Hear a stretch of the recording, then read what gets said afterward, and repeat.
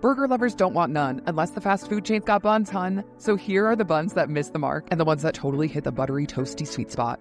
Burgers are hardly the focus of Dairy Queen's menu, and in fact, some of the chain's locations are exclusively dedicated to desserts. With that in mind, it's hardly a surprise that DQ's buns have ended up at the bottom of this list. Dairy Queen strays from the fast food burger standard by offering untoasted buns. Texturally, they're somewhat pillowy at first, before turning gummy after you bite into them, and that gumminess is their downfall. It's hard to imagine a burger bun tasting actively bad, considering the uncomplicated nature of a bread that's simply there to hold the sandwich together. And while it's not so bad that it's actively unpleasant, the DQ bun is excessively chewy and unnecessarily tough, with a neutral flavor that does little to affect its quality. That toughness is detrimental enough to sink to the bottom.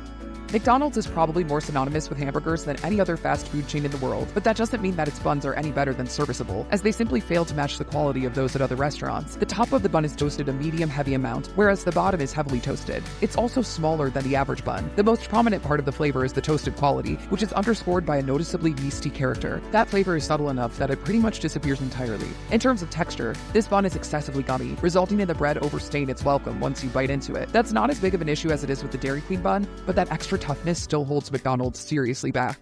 Burger King's burgers are served in sesame seed buns that are toasted noticeably more than competing chains. That imbues them with a crispier texture than the industry standard, adding at least a little bit of substance to what is otherwise a relatively insubstantial amount of bread. In fact, that toasted element is the bun's greatest strength. Alas, that's not saying much, as the BK bun is largely unsatisfying. On its own, this bun tastes more like wheat bread than white bread, but whereas a grocery store wheat bread might sacrifice some flavor for healthfulness, the BK bun kind of tastes like it should be healthier than it probably is. Furthermore, the signature flame-grilled flavor of the patties does a lot to help the bun's character fade into insignificance. But since these buns do nothing positive besides adequately provide the burgers with structural support, they're stuck near the bottom of this list.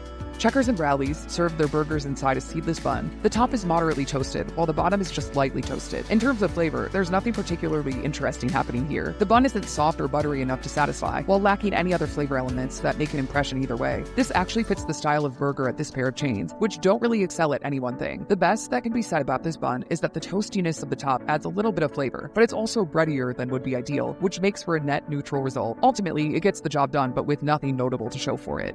The first thing that stands out about the Carl's Jr. bun is that its surface area is larger than most of its competitors. That certainly makes sense when you consider that the names of most of the burgers at Carl's Jr. start with either big or double, and the size of the bun immediately delivers on that implicit promise. Each Carl's Jr. bun is lightly toasted, and the texture is light and spongy, but also with a little bit of heft for balance. The flavor skews closer to wheat rather than white bread, but at least on the sesame seed version, a satisfying sesame flavor is unusually prominent. On a burger, the wheat flavor effectively disappears, while the bun's heft and those sesame seeds are positive contributors to the overall eating experience. It's not the best bun in the world, but it does its job more than adequately. The aspect that stands out most about the Whataburger bun is its size. In a dining landscape that rewards loading a burger up with heaps of ingredients, Whataburger opts instead to expand outward rather than upward. This wide bun is seedless and lightly toasted, while the flavor is light and buttery. It's almost akin to the sort of lightly toasted bread served at a diner. Burgers at this chain come standard with a substantial amount of toppings in addition to a relatively flavorful patty, so that light butteriness is somewhat lost once it's part of a complete burger. Nevertheless, the bun's heft provides it with a satisfying textural element, but because the flavor is simple and ultimately negligible on an actual burger, it doesn't distinguish itself enough to rank very high. But with its notable size and heft, it's at least more than simply competent.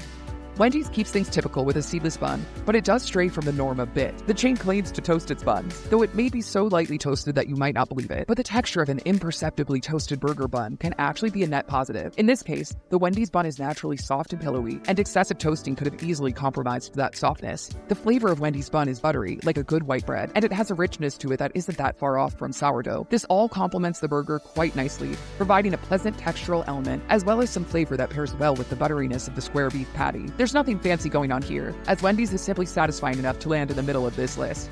Jack in the Box serves its burgers on lightly toasted, seedless burger buns. Texturally, they're a little denser than some competitors, becoming just slightly gummy after you bite into them. The flavor is buttery, and they even have a noticeable sourdough-esque richness similar to Wendy's buns. The bun's flavor is also subtle enough that it more or less fades into the background once it's part of the burger. Nevertheless, its heft and gummy character add a significant, satisfying textural element. More than just housing the patty and toppings, the Jack in the Box bun distinctly helps those ingredients achieve something greater. That may mostly be a matter of its consistency rather than its flavor, but such a pleasing consistency does mean that the bun becomes something more than just a delivery mechanism. For doing more than it has to do, the Jack in the Box bun earns a spot in the upper tier.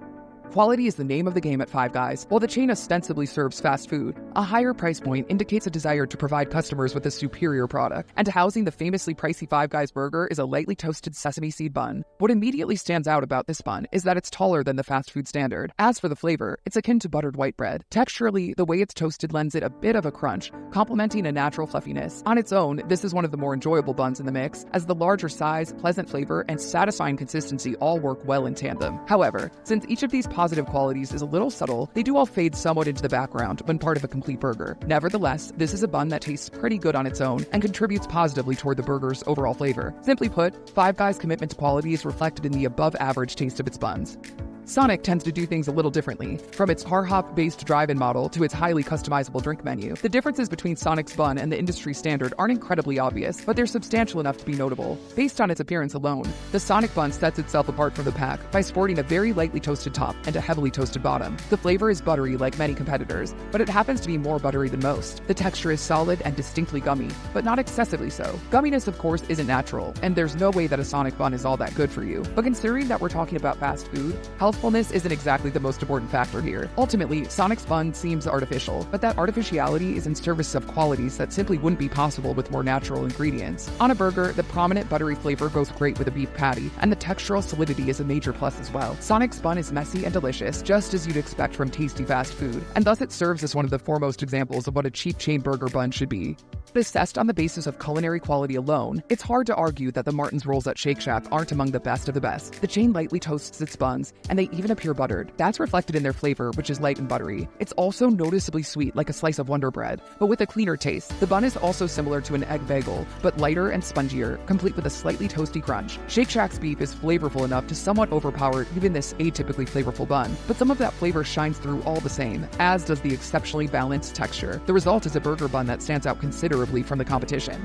The menu at Freddy's frozen custard and steak burgers is closer to somewhere like Five Guys rather than Burger King. That is to say, the price points are high, but there's a clear commitment to quality, and anyone willing to splurge on a Freddy's burger can rest assured that its bun is one of the best in the game. Freddy's opts to toast its bun asymmetrically, heavily on top and lightly on bottom. This is one of the tastiest buns out there when eaten on its own, with a flavor that approaches a sourdough more closely than any other bun on this list. The texture falls somewhere between pillowy and gummy, matching lightness with heft. When part of a completed burger, its balanced texture and rich flavor complement the quality of the chain's ingredients perfectly. Overall, Freddy's bun excels in virtually every relevant category, and it would be an upgrade on almost any fast food burger. It's no secret that In-N-Out is one of the most hyped fast food burger chains in America. That was certainly evident when people waited 8 hours in line when Idaho's first In-N-Out opened in 2023. Whether or not the chain truly lives up to its reputation is a matter of debate, but one thing is certainly clear: its buns reign supreme. The bun at In-N-Out is taller than average, and this turns out to be key to one of its strengths. Texturally, it's soft and spongy by default. However, both halves are pretty significantly toasted, creating a contrast of soft on one end and crisp on the other. This means that every bite contains both a soft white bread component and a buttered toast element. That dual nature adds more value than virtually any other burger bun possibly could, and that's why In-N-Out tops our list of the best burger buns.